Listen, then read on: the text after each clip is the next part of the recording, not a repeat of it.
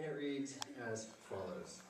Once upon a time, in a corn foundry, there lived a beautiful girl, and her name was Rindercella. Now Rindercella lived with her muggly other and two sad blisters. Also, in the same corn foundry, there lived a Pransome Hints. And this Pransome Hints was going to have a fancy fall, and he'd invited people for riles amount, especially the pitch reeple. Now Rindercella's muggly other and her two sad blisters went to town to buy some dancy fesses for the fancy fall. But Rindercella couldn't go because all she had to wear were some old ruddy dags.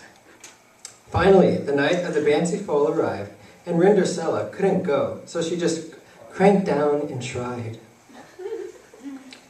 And she was sitting there trying when all of a sudden there appeared before her her fairy mudfather, and he touched her with his magic wand, and there appeared before her a Hig Bulch and Hicks White sources to take her to the fancy fall.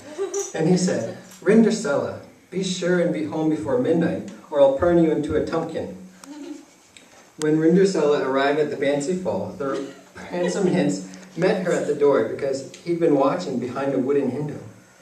Rindercella and the Pransome Hints danced all night until midnight, and they lell and fove. And finally the mid-clock struck night, and Rindercella spaced down the rares, and just as she beached the rotom, she slopped her dripper. She slopped her dripper. Dropped her slipper.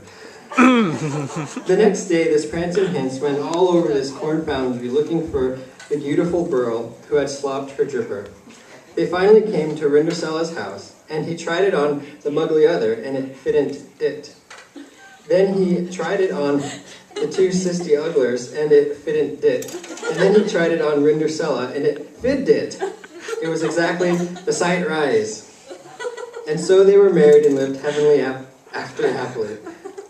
Now the story of the Maury is, if you go to a fancy fall, and you want a Pransome Hints to lell and fug with you, don't forget to slop your dripper.